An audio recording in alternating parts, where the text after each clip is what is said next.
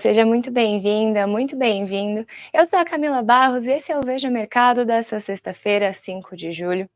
Vale lembrar que o nosso programa é patrocinado pela JHSF e vai ao ar todos os dias, de segunda a sexta-feira, pela manhã, nas redes sociais de Veja e também no Spotify.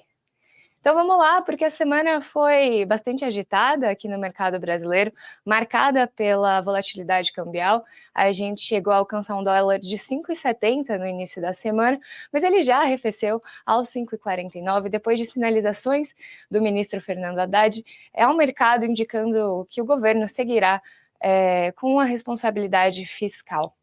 A gente também teve ontem a divulgação do relatório final da regulamentação da reforma tributária pela Câmara dos Deputados, com alterações no texto, que deve ser votado ainda na próxima semana, antes do recesso parlamentar. E é sobre esses e outros assuntos que a gente conversa hoje com o Gabriel Meira, que é sócio da Valor Investimentos. Gabriel, tudo bem? Seja muito bem-vindo. Tudo ótimo, muito obrigado pelo convite, um bom dia a todos. Bom dia. Então vamos lá. Eu queria começar falando sobre reforma tributária, que chegou com o relatório final ontem. Eu queria entender quais são os destaques apresentados por essa regulamentação e se você avalia que ela é positiva. No final das contas, um resumo bastante claro sobre a reforma é que ela veio muito mais desidratada do que a ideia inicial. O que a gente tem conversado aqui com alguns especialistas da área, com alguns advogados, inclusive, é de que os efeitos da reforma não serão tão claros, né, e tão grandes quanto imaginava-se, exatamente por conta dessa desidratação. A gente teve diversos grupos de interesse querendo ali sua fatia para poder diminuir o tamanho do imposto que pagam. Isso acabou desidratando, sendo feito muito lobby no Congresso, e a reforma do jeito que a gente tem hoje está bem complicada. O que a gente tem entendido aqui é que, de novo, o caso de juntar tudo e simplificar as tributações em basicamente dois impostos vai facilitar um pouco a vida do brasileiro, mas a carga tributária continua ficando muito elevada e, de novo, a reforma tem ficado cada vez mais desidratada, perdendo um pouco da sua ideia inicial e da sua proposta inicial.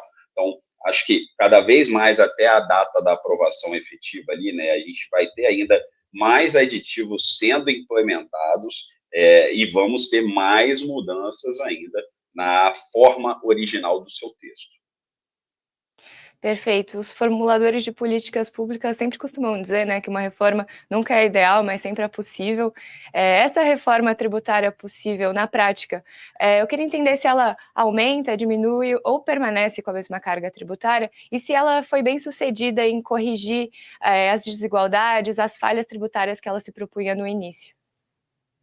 É uma ótima pergunta, Camila, porque a gente ainda tem uma dificuldade muito grande no cálculo da carga tributária total do Brasil, porque você tem muita dupla bitributação e dentre outras coisas, né? O mesmo produto, ele é tributado desde a matéria-prima, desde quando ele vira ali um produto primário, um produto secundário, até ser vendido no mercado. Então, são várias camadas de tributação que aumentam o seu preço final. E aí, quando a gente vem para a reforma tributária no modelo do IVA, ele tenta simplificar isso, que é o que é feito hoje ao redor do mundo, né? Quando você olha para o Brasil, as empresas demoram quase 6 meses aí com contabilidade, né, em termos de produtividade, para poder fazer o cálculo de imposto, quando a média da OCDE é 50 vezes menos. Então, a gente tem uma dificuldade muito grande quando se olha para a carga tributária do Brasil.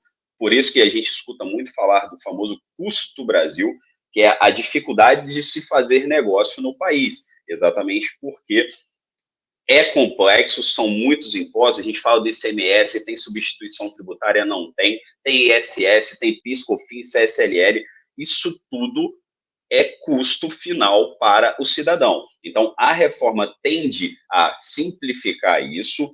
Simplificando isso, a gente precisa de menos custo no cálculo do imposto e, teoricamente, isso tende a baratear os produtos na ponta final, né? Agora, a prática e a teoria, né, são coisas completamente diferentes. Então, com essas desidratações, com algumas mudanças que têm ocorrido, a gente precisa entender no detalhe, quando o texto final for aceito, né, aí aprovado, o que efetivamente vai ficar mais fácil ou não. Mas, de novo, Camila, não tenha dúvidas, o modelo de IVA, do jeito que ele vem, ele é muito mais simples do que a gente ter que cuidar hoje de 10, 15 tributos diferentes entre municipais, estaduais e federais. Perfeito. E uma das novidades do texto apresentado ontem pelo grupo de trabalho da Câmara dos Deputados foi a inclusão dos carros elétricos dentro do grupo do imposto seletivo, que é um imposto que vai ter uma alíquota maior e é feito para produtos que causam algum dano à saúde das pessoas ou ao meio ambiente. Né? A inclusão dos carros elétricos nessa categoria faz sentido?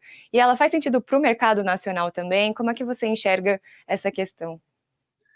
Muito pouco. Quando você olha o consumo do carro elétrico hoje, a maior parte tem sido comprada por conta de benefício tributário, e o benefício tributário nada mais é do que uma distorção. Alguém está deixando de arrecadar, e nesse caso, quem está deixando de arrecadar é o governo que mais precisa, né, porque as contas não estão fechando.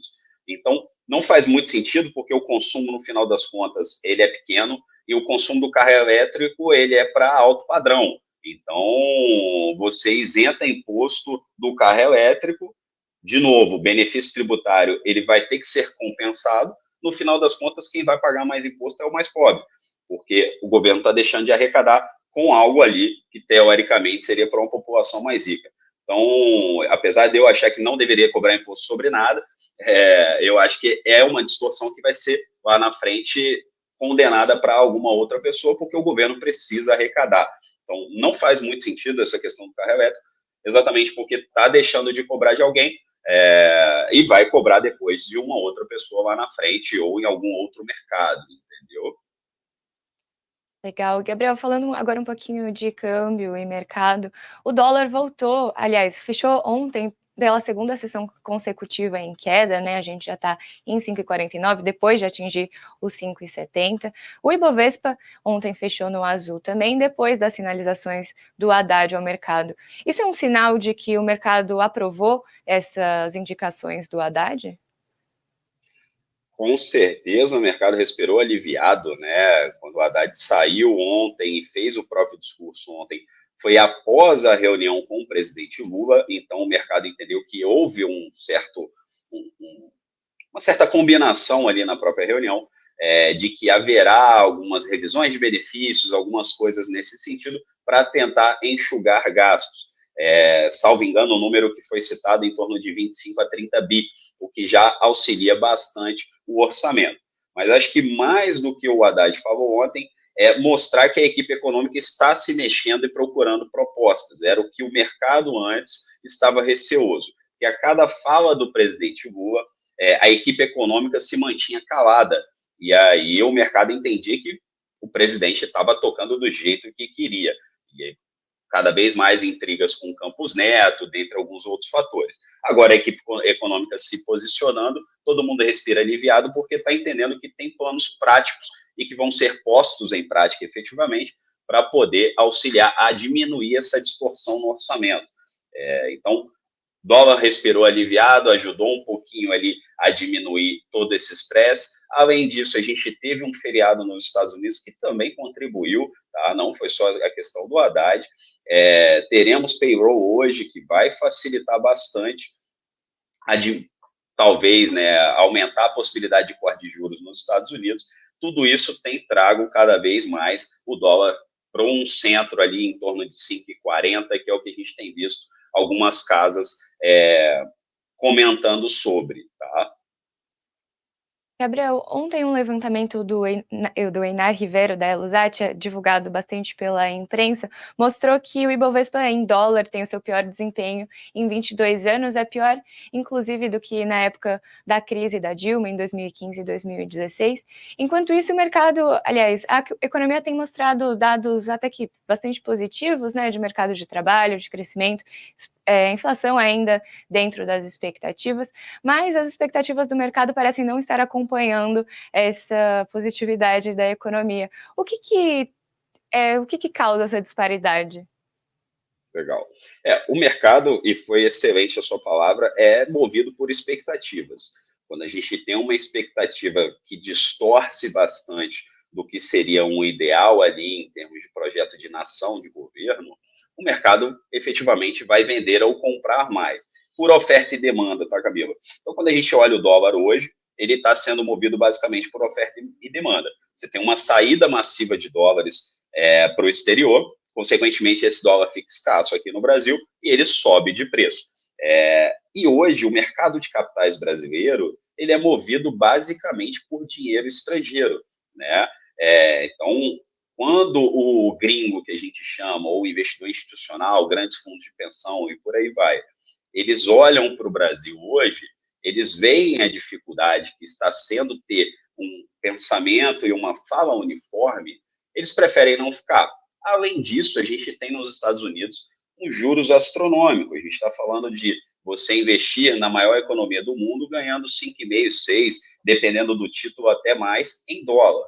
Quando você vai para a União Europeia, de forma geral, você também tem uma taxa de juros mais elevada. E aí, quando você olha para o Brasil, que sempre foi um país emergente, é um país um pouco mais complexo de se investir, em que você tem três poderes, né? O executivo, o legislativo e o judiciário, que não se entendem, tem um tentado ter mais poder do que o outro. Isso tudo o investidor estrangeiro olha e prefere não arriscar. Você tem um presidente que tem falas mais agressivas, tem gastado mais do que é arrecadado, e nesse ponto é interessante falar que o orçamento do país ele é igual ao orçamento doméstico. Se você ganha R$ 1.000 e gasta 1.500, você precisa pegar esses R$ 500 com alguém.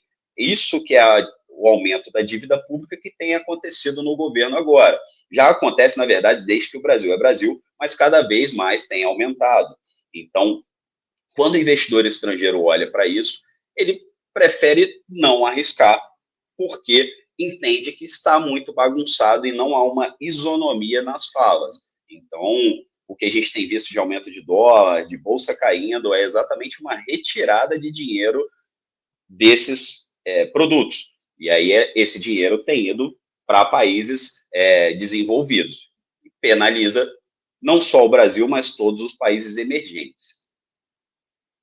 Gabriel, como você bem mencionou agora há pouco, a gente tem ainda hoje a divulgação nos Estados Unidos do payroll, o principal relatório de mercado de trabalho por lá. E em meses anteriores a gente tem visto, desde o ano passado, um mercado de trabalho ainda muito aquecido, apesar das tentativas do Fed de desaquecer a economia. O que explica uma economia tão forte, mesmo sobre os juros mais altos nos Estados Unidos em 23 anos? Isso aí tem sido uma grande dificuldade dos Estados Unidos de forma geral. Você teve um aumento da inflação ali no período de pandemia, que persistiu durante muito tempo, e quando você olha o trabalho do Banco Central norte-americano, o Fed, né, de tentar desaquecer a economia, não tem conseguido. Por quê?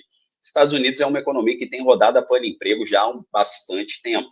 Plano emprego é quando a gente está falando ali de menos de 3, 2% de nível de desemprego. E não tem conseguido aumentar esse nível de desemprego. Por quê? O mercado de trabalho lá está fortíssimo, você tem muita vaga de trabalho para poucas pessoas querendo trabalhar, ponto. Então, não conseguindo pessoas para trabalhar, as empresas são obrigadas a aumentar o salário, né? Que lá é por hora de trabalho. Então, aumentando esse salário, você tem inflação na veia. E aí, esse ciclo se repete. É o que tem ocorrido nos Estados Unidos há um bom tempo. A economia tem seguido ainda mais aquecida, apesar de que nas últimas semanas a gente tem visto ali um certo desaquecimento nessa economia e, consequentemente, você tem visto um aumento na probabilidade de corte de juros pelo Fed, agora já até dezembro desse ano. Então, assim, a economia segue plena, inflação alta, a gente costuma brincar no mercado que quem sabe lidar com isso muito bem são países emergentes, e o Brasil sabe lidar com isso muito bem. Quando você olha para Estados Unidos e União Europeia, de forma geral, você teve uma inflação de 0, 0,3, 0,5 durante 20 anos. De repente, você tem uma inflação batendo 8, 7. Então, realmente, eles não souberam lidar muito bem com isso, e aí, consequentemente, estão pagando preço. Só que a maior economia do mundo pagando preço, ela joga isso para todos os outros países, e aí acaba batendo aqui também na trave do Brasil.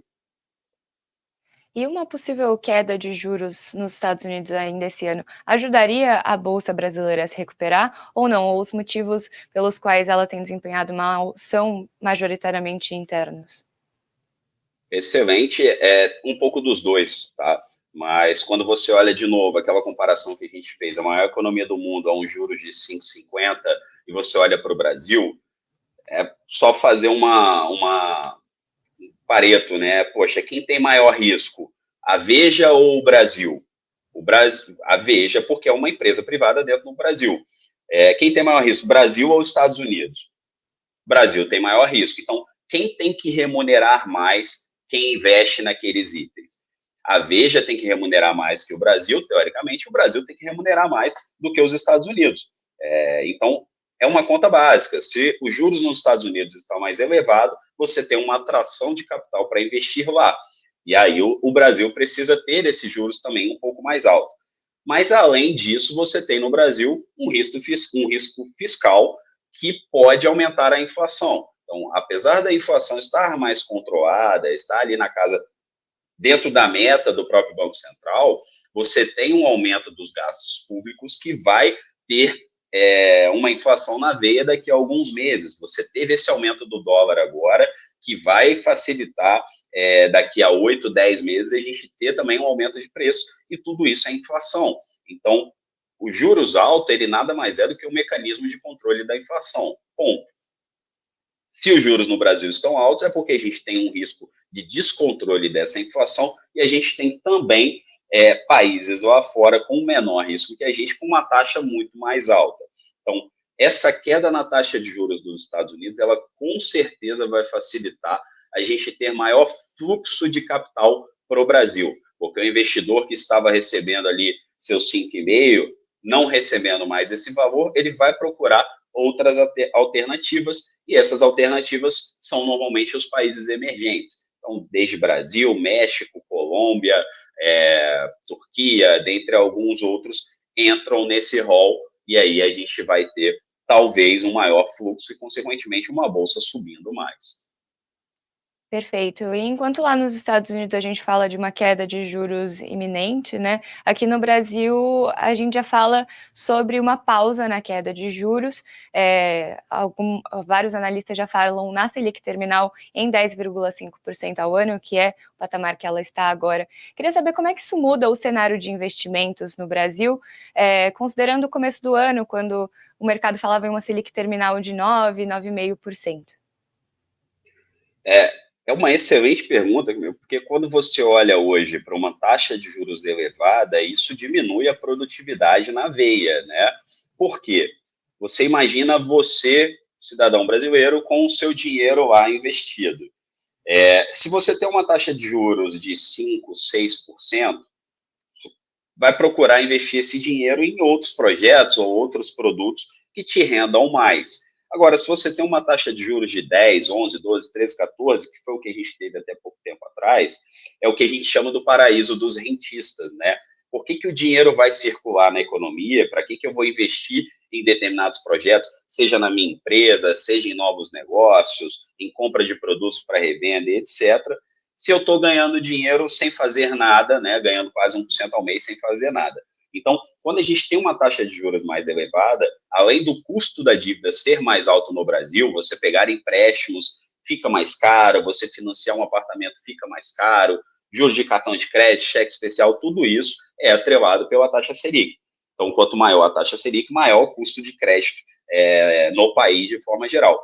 Mas o principal, eu acredito que seja a questão da produtividade. O dinheiro deixa de circular e ele vai ficar investido ali, parado, exatamente porque a taxa está muito alta. Então, a gente teve uma Selic terminal ali, né, o próprio Boletim Focus, há alguns meses atrás, falava do final do ano, uma Selic de 9, a gente já teve esse aumento para 10,5. Então, é sinal de que alguma coisa está sendo feita errada nesse meio de caminho e que precisa ter uma rota reajustada. O próprio Banco Central, né, o próprio Copom, perdão, na última reunião foi unânime em manter a taxa, né, em trazer ali para o 10,5. Então, acho que não tem muito mais o que ser feito, a não ser que se mude um pouco da maneira como tem sido o governo. De novo, diminuindo um pouco mais os gastos, aumentando a arrecadação para fazer a conta fechar no positivo. Gabriel, perfeito. Eu agradeço muito pela sua participação aqui no nosso programa. Foi super enriquecedor tê-lo aqui. Te desejo um bom final de semana e te convido, claro, sempre para voltar quando você quiser aqui no nosso espaço. Eu que agradeço o convite, estou sempre à disposição. Um bom final de semana para você e para todos vocês também. Obrigada. Tchau, tchau. Tchau, tchau. Pessoal, antes da gente ir embora, vamos para a nossa visitada diária ao site da Veja Negócios. Hoje a gente tem matéria da semana, da revista. Essa foi feita em uma força-tarefa aí entre a Juliana Machado, a Juliana Elias e a Camila Patti, 3 repórteres super especiais aqui da nossa Veja Negócios. Elas falam sobre os ataques de Lula ao BC, que ocasionaram aí a alta do dólar que a gente abordou hoje, de R$ 5,70, né? Então, elas falam sobre a relação de Lula com o Campos Neto. Vamos ver alguns dos gráficos que elas colocam aqui na matéria. Disparada, a moeda americana tem forte valorização no terceiro mandato de Lula, e aí ela acompanha aqui a cotação do dólar desde o início do mandato do presidente Lula, no início ali de 2023. 5,67 em 2 de julho.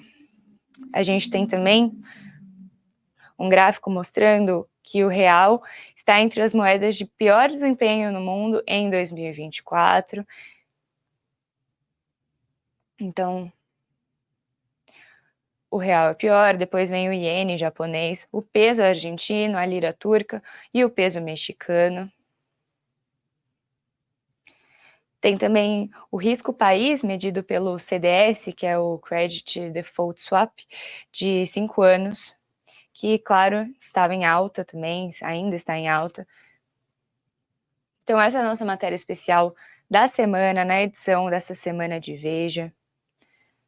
A gente tem também, vejamos, CEO da Volks vê ponto positivo em imposto sobre elétricos na tributária. Então, o lado do mercado automobilístico nacional, nessa nova proposta da reforma tributária, que a gente também abordou aqui com a nossa conversa com o Gabriel. Vamos ver mais um relatório de empregos nos Estados Unidos, seu papel decisivo na taxa de juros. Essa faz parte da nossa newsletter de Veja Negócios, a abertura de mercado que você recebe todos os dias, segunda a sexta-feira, no seu e-mail pela manhã. Obra da Tássia, que também coloca a agenda da semana, que tem a agenda do dia, aliás, que tem payroll, relatório de política monetária do Fed e produção industrial de maio na Argentina. Então é isso, pessoal. Esses foram os destaques do dia na nossa página de Veja Negócios. Eu agradeço muito pela sua audiência. Eu lembro que o nosso programa é patrocinado pela JHSF. E é isso. Tenham um bom final de semana. Vejo vocês na semana que vem. Tchau, tchau.